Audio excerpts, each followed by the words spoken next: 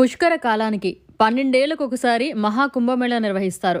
ఈ మహాకుంభమేళాను పూర్ణకుంభం అని కూడా అంటారు. ఈ కార్యక్రమానికి ప్రపంచవ్యాప్తంగా కోట్లాది మంది భక్తులు, సాధువులు హాజరవుతారు. మన దేశంలో ప్రయాగ్రాజ్తో పాటు హరిద్వార్, ఉజ్జయిని, నాసిక్లోనూ కుంభమేళా నిర్వహిస్తారు.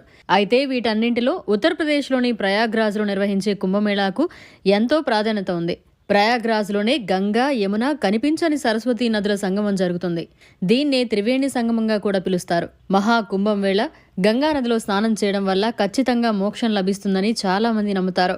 అంతేకాదు సకల పాపాలన్నీ తొలగిపోతాయనే విశ్వాసంతో కోట్లాది మంది భక్తులు దేశ విదేశాల నుంచి తరలి వస్తారు.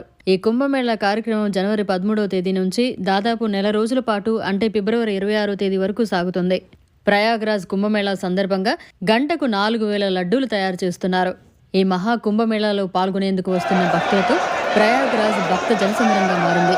ముఖ్యంగా విదేశీ భక్తులు మహా కుంభమేళాలో సందడి చేస్తున్నారు.